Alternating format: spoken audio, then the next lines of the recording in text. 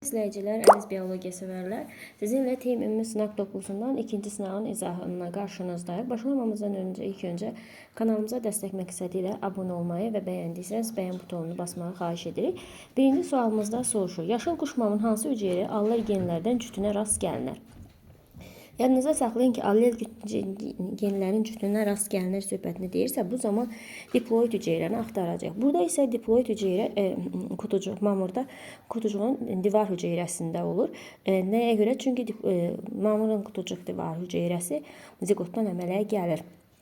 Yarpaqlarını maksimum 18 dəfə tökmüş bir şam ağacının ömrü neçə il olar? Ümumiyyətlə yadınıza saxlayın ki, şam ağacı yarpaqlarını 2-3 ildən bir tökür. X minus 2 bərabərdir 18 düsturundan yazsaq, x də bərabər olacaq 20. Yəni burada cavabımız olacaq D variantı. Hansı bitkinin erkəkcikləri sapı ləçəklərə bitişmişdir? Yadınıza saxlayın. Badımcan çiçəklərdə isə erkəkciklərin sapı ləçəklərə bitişik olur. 4. Aşağıdakı qrafikdə vaşaq ilə ilanın bədən temperaturunun ətraf mühitin temperaturundan asıllıq qrafiki verilmişdir. Qrafiki göstərilənlərdən istifadə edərək aşağıdakı fikirlərdən hansı doğrudur? Görürsünüz, vaşağın bədən temperaturu sabitdir, ancaq ilanda isə bədən temperaturu sabit deyil, ətraf mühitdən asılıdır. İndi variantlarda doğru fikirləri götürəcəyik. Biz sabit bədən temperaturu olan heyvanlar hər mövsümdə aktiv olan heyvanlardır. Bəli, bunu götürəcəyik. Sonra ətraf mühit mənfi oldu, ilan aktiv olmaz. Bəli, ilan soyuqqanlı heyvandır, aktiv olmayacaq. Bu da düzgün cavabdır. Sonra ilanlar ilin sərf etdiyi oksigen miqdarı vaşağın sərf etdiyi oksigen miqdarından çox az olar. Xeyr, bu səhv variantı. Çünki nəyə görə? İlanlar soyuqqanlı heyvanlar olduğunu üçün onlarda maddələr mübadiləsi istiqanlı heyvanlara nisbətən zəif gedir. İstiqanlı heyvanlarda isə maddə mübadiləsi sürətlə gedir və ona görə də maddə mübadiləsi sürətlə getdiyinə görə daha çox oksigendən istifadə edirlər. Cavabımız olacaq D variantı. İnterfazanın sonunda DNT-nin miqdarının 16/10⁻19 qram olan bir hüceyrə meyoz bölünməsinin metafaza 1 mərhələsində hüceyrəsindəki DNT-nin miqdarı neçə olar? Ümumiyyətlə yadınıza saxlayın ki, eyni olacaq. Nəyə görə? Çünki onlar interfazanın sonunda hüceyrələrin miqdarı 2N, 2C, 4D olacaqdır və bu da ona görə A variantını götürmüş olacaq. Sonra keçirik. Şəkilə əsasən hansı bənd yanlışdır? Ümumiyyətlə yadını burada şəkildə refleks qövsü verilib. X hissəsi sinirləri cisimlərinin düyünlərindən ibarət olan düyünlərdir. Yəni X hissəsi hissi sinirin cismindən ibarət olan bir düyündür. Y isə hərəki neyronun aksonudur. Ağ maddənin əmələ gəlməsində iştirak edir. Sonra bizə nə soruşur? X hissi neyronun cismidir. Bəli, düzgündür. Bizdə də yanlış olan Y impulslar işçi orqana çatdırır. Dedik ki, bəli, bu da düzdür. X sinir düyünləri əmələ gətirir. Bəli, bu da düzgündür. Y onurğa beyin ön köklərinə aiddir. Bəli, hər iki neyronlar onurğa kökünün ön köklərinə aiddir. X ağ maddənin əmələ gəlməsində iştirak edir. Yanlışdır. Çünki ağ maddənin əmələ gəlməsində hər iki neyronların aksonları, həmçinin hissi neyronların aksonları iştirak etmiş olur. Cisimlər deyil.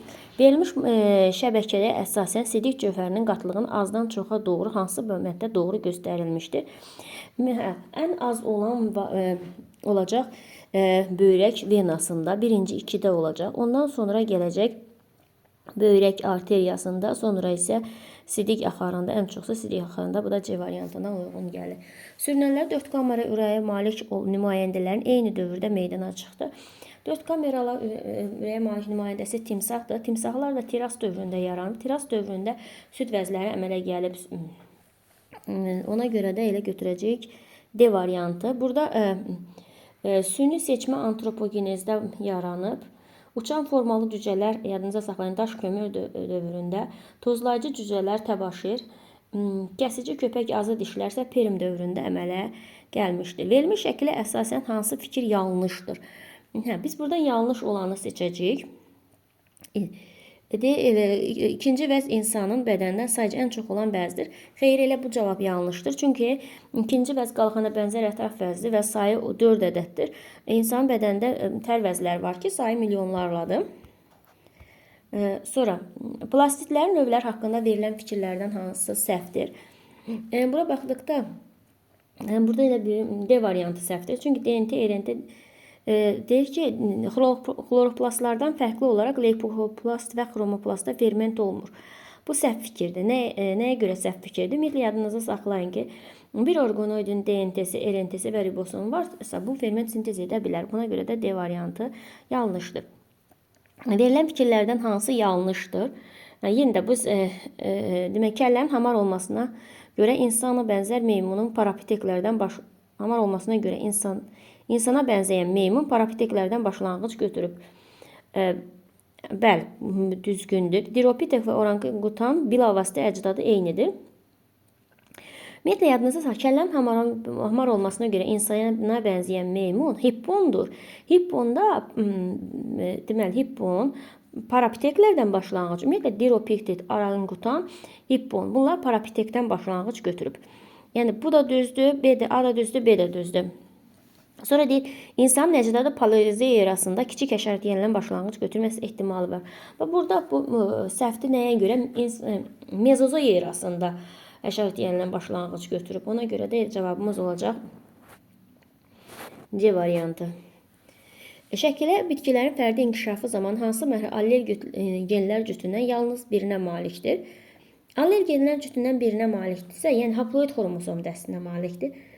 Burada da haploid xromosom dəstinə malik olan bir, yəni mamırın gövdə hissəsidir, ilk cücərtisidir, bir də qıjının ilk cücərtisidir. 1, 3, 5, bu da D variantı. Genotipi verilmiş hüceyrədən A, B, D tip qametlə əmələ gəlmə ehtimalı 6%dirsə, A, B, D qametlə əmələ gəlmə ehtimalı neçə olar? Ümumiyyətlə, bu cür məsələləri həll etmək üçün yadınıza saxlayın ki, burada görürsünüz, bunlar ilişikli gen qruplardır və burada A, böyük A ilə kiçik B birlikdə yaranıbsa, deməli burada ilişiklik hadisəsi baş vermişdir. Bundan gəlin bir yazaq. Məsələn, bu özünə necə cür qamət verəcək? Bu özündən 3 cür qamət və 4 cür qamət verəcək. Bir A, böyük A, bir böyük B. Bu böyük A, böyük B, sonra büyük A, küçük B, sonra küçük A, büyük B, sonra küçük A, küçük B. 4 tip qamət verdi. Bu D də özündən 2 cür qamət verəcək. Bir D, bir də böyük D, bir də kiçik D. Yəni böyükdə, kiçikdə də 2 cür bu qamət. Burada 4 cürdə, bu da 2 cür qamət. Əmələ gələn qamətlərin ümumi sayını tapmaq üçün 4-ü vuracağıq, 2-ni vuracağıq və yaxud da ki 4. Yəni bu sayı 4-dür. Bu 2-yə vuracağıq. Cəmi edəcək 8 qamət. Deməli, burada 8 ilə qamət əmələ gəlir və bu qamətlərdən 4-ü ilişiklidir, 4-ü isə ilişikli deyil. Birinin əmələ gəlmə ehtimalı 6-dırsa, yadınıza saxlayın ki, ilişikli olan qruplar həmişə bir-birinə bərabərdir. Biri 6-dırsa, digərləri də 6 olacaq. Dedik ki, ilişikli gen qruplarının sayı neçə oldu? 4 dənə. 4 dənə olduğuna görə 4-ü vuracam 6-ya neçə edəcək? 24. Yəni 24% ilişikli gen qrupu. 100-dən də çıxacam 24-ün. 100-dən 24-ünü çıxacam, qalacaq 76. 76% isə ilişikli olmayandır. Bizdə A, B, D. A, B, D ilişikli olmayan gendən yaranmışdır. Ona görə də dedik ki, ilişikli olmayanlar da 4 dənədir. Onlar da bir-birinə bərabər olduğuna görə 76-nı necə 4-ə böləcəyik? Burada da qalacaq 19. Deməli, bunların olma ehtimalı 19%-ə bərabərdir. 14-cü sualımızdadır. 14-cü sualımızda deyir ki, K, M, N, PP genotipli bir hüceyrənin əmələ gətirə biləcəyi qamət növ müxtəlifliyi hansı bənddə doğru verilmişdir? KM ilə N ilə P ilə ilişikli, crossover yoxdur. Deməli, bunlar bir-biri ilə ilişiklidirsə, deməli, KM ilə ilişiklidirsə, K ilə M bir gendir. N-lə P ilişiklidirsə, N-lə də P bir gendir. Burada bizim neçə dənə genimiz oldu? KM-nin 2 dənə ilişikli gen qrupumuz olacaq. Və crossover yoxdur deyə bilər. Bunlar da nəticədə 2 dənə ilişikli gen qrupu olduğuna görə bu da özündən 2 tip verəcək. Bu da özündən 2 tip verəcək. Bu 2 tip, bu da 2 tip. Vursaq bir-birinə neçə eləyəcək? 4 tip. Bu da B variantına uyğun gəlmiş olacaqdır. Sonra hansı canlının aid olduğu sinifin ilk nümayəndələr daş kömürün geoloji dövründə meydana çıxıb? Ümumiyyətlə yadınıza saxlayın ki, daş kömür geoloji dövründə sürünənlər meydana gəlib. Bu da kərtənkələdir. Hansı bənddə qarşılıqlı verilən bitkilərin müxtəlif və mənşə mərkəzləri eynidir? Burada gavalı ilə turpun mənşə mərkəzləri eynidir. Çünki hər ikisi Şərqi Asiya mərkəzinə aiddir. Məsələn, qarğıdalı Mərkəzi Amerikaya aiddir. Sonra kələm var burada. Kələm Aralıq dənizinə aiddir. Qəhvə var. Qəhvə Həbəşistana aiddir. Sonra alma var. Alma aiddir. Alma Şərqi Asiya mərkəzinə aiddir. Zeytun Aralıq dənizinə aiddir. Sonra badımcan var. Badımcan Cənubi Asiya tropik mərkəzinə aiddir. Təşviş fiziki əlamətlərinə aiddir. Təşvişin fiziki əlamətinə keyləşmə və sancılardır. Reallığın itirilməsi hissi, qəfil ölüm qorxusu, dəli olma qorxusu, öz-özünə nəzarət etmə qorxusu, bunlar hamısı psixoloji əlamətlərdir. Bitkilərdə soyuğa qarşı uyğunlaşmaya aid deyil. Bitkilərdə yadınıza saxlayın, soyuğa qarşı uyğunlaşmaya aid deyil. Kökləri dərinə getməsi. Çünki soyuğa qarşı uyğunlaşan bitkilər bu quraqlığa qarşı uyğunlaşmadır. Çünki uyğunlaşan bitkilər kök torpağın üst səthinə yaxın yerləşir. Sonra şəkildə hansı prosesin yerini dəyişdikdə ardıcıllıq pozulmaz. Diqqətlə baxsaz, anaerob tənəffüs, sonra gəlib xemosintez, ondan sonra fotosintez. Fotosintezdən sonra sərbəst oksigen alınıb, sonra aerob tənəffüs, yəni 4-dən 5-in yerini dəyişəcəyik. Toxumaya malik olmayan canlını seçin. Ümumiyyətlə yadınıza saxlayın ki, çox cəhrəli orqanizmlərdən yosunlarda və göbələklərdə toxumalar olmur.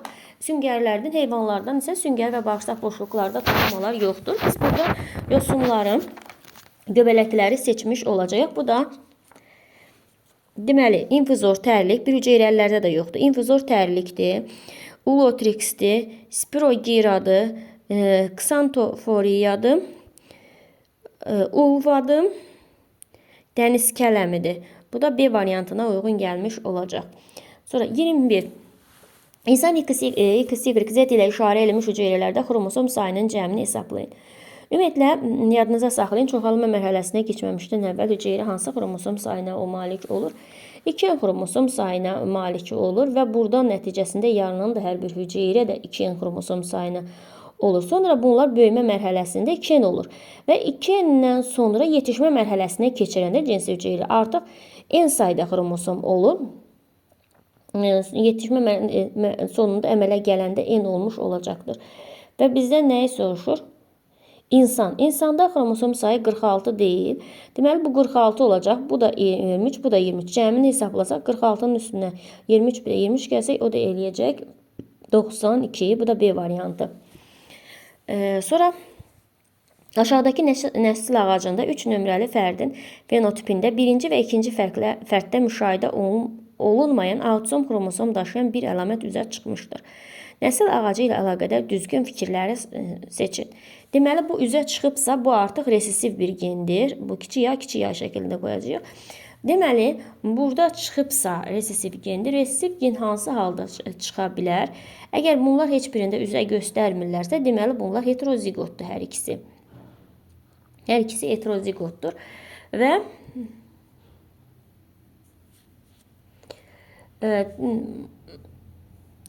onda bu olacaq AA. Sonra burada üzə çıxmayıbsa 5-də, üzə çıxmayıbsa, bunda o 4-cü isə hər ikisi ola bilər. Yəni A da ola bilər. A 0-da olmuş ola bilər. İndi bizdən nəyi soruşur?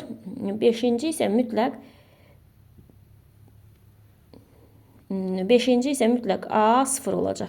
Çünki bir dənə A-nı buradan alıb, birini də buradan almış olacaqdır. Nəsil ağacı ilə əlaqədar düzgün fikirləri seçin. 1. 1 və 2 nömrəli fərdlər bu əlamətə görə heterozigotdular.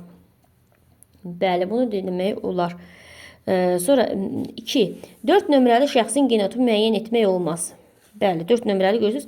Ya AA olmalıdır, ya böyük ya, ya kiçik ya olmalıdır. Bəli, bir 4 nömrəli şəxsin genotipini də müəyyən edə bilmədik. 1, 2. Sonra 3 nömrəli fərdin bu əlaməti müəyyən edən gen yalnız bir nömrəli fərddən keçmişdir. Xeyr, demək olmaz. Çünki burada müxtəlif bundan da keçə bilərmiş, bundan da keçə bilər. Ona görə bunu demək olmaz. Sonra 4-cü 5 nömrəli fərdin genotipi bu əlamətə görə homozigotdur. Xeyr, gördüyünüz kimi heterozigotdur. Ona görə düzgün cavabımız olacaq 22-ci sualımızda B variantı. Sonra gövdənin daxili quruluşuna aid olan düzgünləri seçin.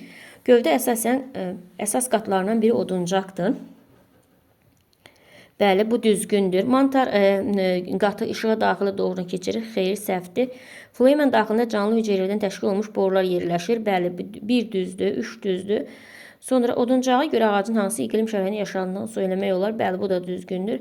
Kambi qatına keçmir. Xeyr, kambi qatına kimi gəlir. Ona görə də cavabımız olacaq 1, 3, 4. Bu da A variantına uyğun gələcək. 24-cü sualımızda nə soruşur bizdən? Verilən şəkil dəyişməyi hansında bilavasitə əlavə kök inkişaf etməz?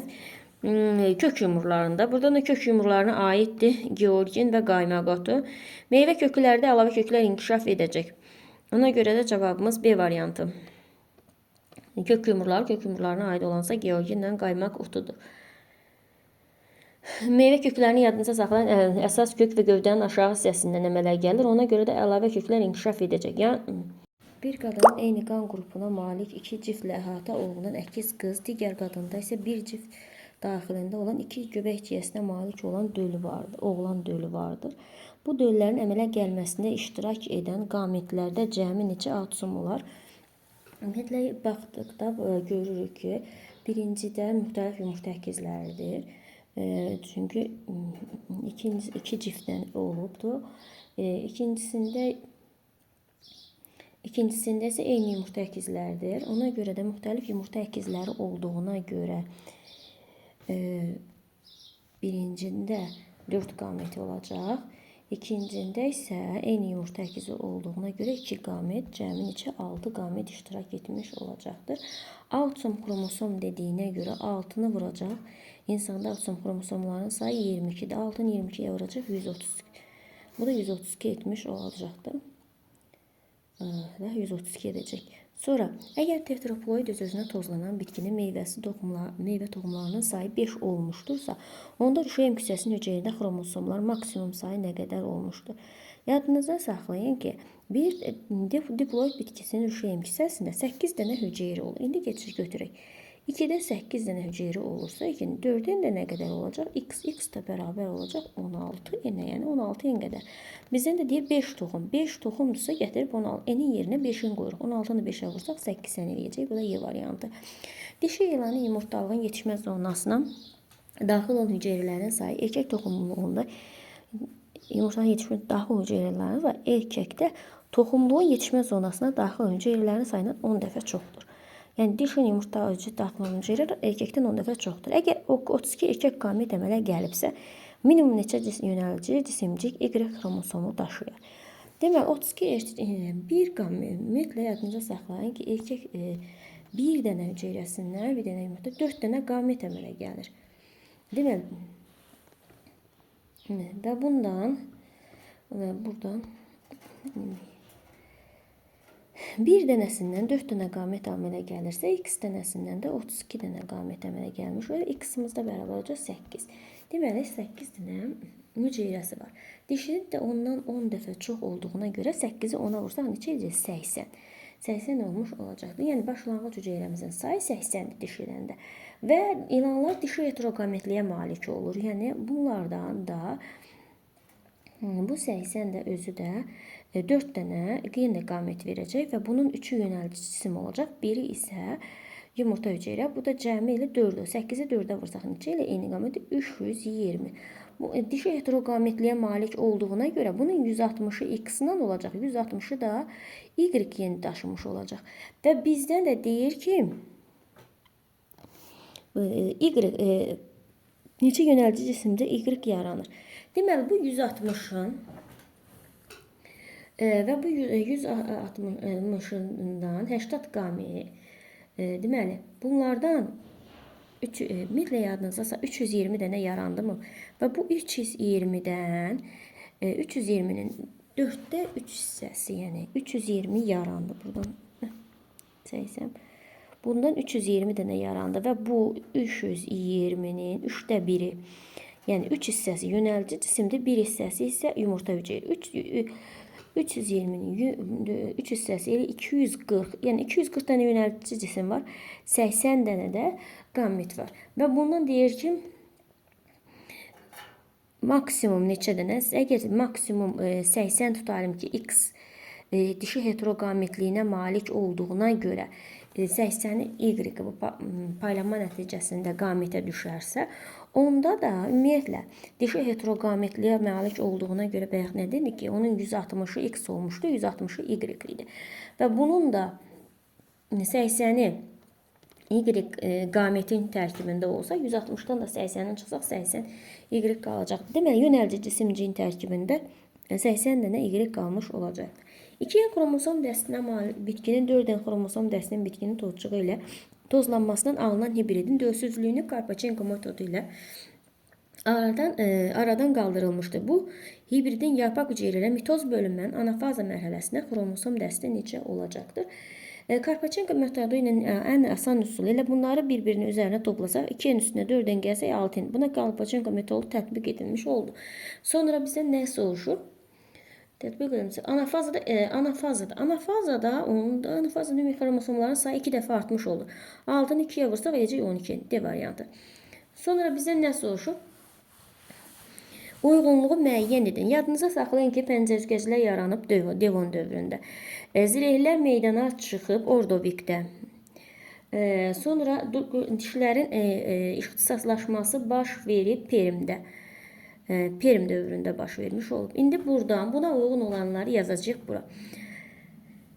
Deməli,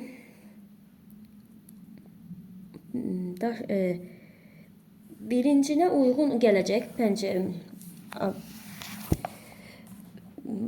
Onda baş verib. Onurğa yaranıb və bitkilər quruya çıxıb Ordovikdə. Triglobitlərin nəsli kəsilib, daş kömür meşələri məhv olub Perm dövründə. Stegosofalar meydana çıxıb, qıcılar meydana çıxıb Devonda. Bunları da uyğunlaşdırsaq, deməli, 1-ə uyğun gələcək C, 2-yə bir də F. 1-ə uyğun gələcək C, bir də F. 2-yə uyğun gələcək A, bir də Y. Çünki bayaqları dövrlərdə nələr yaranıb, onun hamısını dedik. Üçüncünə, dişlərin ixtisaslaşması dedik ki, baş verib Perm dövründə. Perm dövrünə aid olanlar isə B və D olmuş olacaqdır. B və D. Bu da elə cavabımız buradan. Buradan da cavabımız A variantı olmuş olacaq.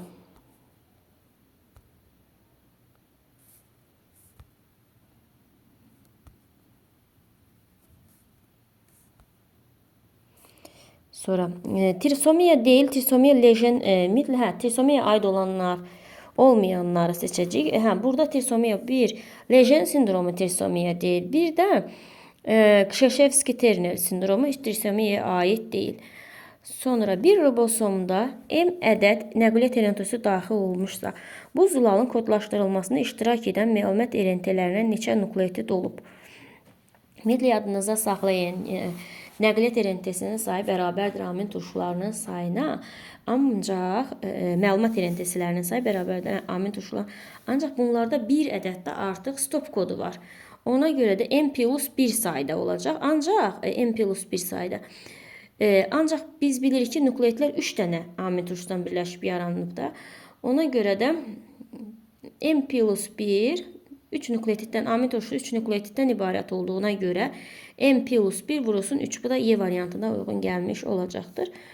Sonra 32-ci sual nə soruşur? Atların filogenetik sırası ardıcıllığı. Ümumiyyətlə yadınızda saxlanın. Sırası belədir də. Fenokodus əmələ gəlib, sonra Eohippus yaranıb, sonra Merihippus yaranıb, sonra Hipparion yaranıb, sonra müasir at yaranıb. Bu deyilənlərimizə də uyğun gələn D variantıdır. 33-cü sual. Dentamay aşağıdakı ifadələrin hansının qiyməti hər zaman 1-ə bərabərdir? Yadınızda saxlayın ki, həmişə 1-ə bərabər olacaq. Sitozinlə guaninin sayı bir-birinə bərabərdir. Ona görə nisbət də 1 olur. Adenin üstünə sitozin, o da bərabərdir. Guaninin üstünə timidin. Yəni onların bir-birinə olan nisbəti də 1-ə verəcək. Adenin üstünə guanin, sitozin üstünə timin gəlsə, yəni onların bir-birinə olan nisbəti də 1-i vermiş olacaq. Ona da uyğun olacaq Y variantı. Sonra bizdən soruşur ki, sxemə əsasən düzgün cavabı müəyyən edin. Hidrogen mənbəyi. Bu birinci X-imiz olacaq siyanobakteriyalar, X-imiz olacaq siyanobakteriya, Y-imiz olacaq qırmızı bakteriyalar, Z isə yaşıl bakteriyalar olmuş olacaqdır. Və bu qırmızıdır, bu da Z, bu da yaşıl bakteriyadır. X bakteriyası siyanobakteriya ola bilər. Bəli, düzdür. Düzgün cavabı seçin. Elə budur. A variantı düzgün. Sonra 35-ci sual. 25 yaşlı insanın ağız boşluğunda yalnız öz diş növü ilə qonşu olan dişlərinin sayı, öz diş növü ilə qonşu olmayan dişlərinin sayına olan nisbəti necədir? Hesab etsək ki, bu insanın ağız aparatıdır və biz buradakı insanın ən ortadan biz bunun kəsici dişlərini bax düz xətlə qoydum. Onun böyründə bir qədər iri şəkildə, belə birləşik şəkildə köpək dişləri qoyuram. Sonra onun böyründə kiçik yazı dişləri dairə ilə. Sonra iri dairə ilə isə böyük yazı dişlərini qoymuş olsam.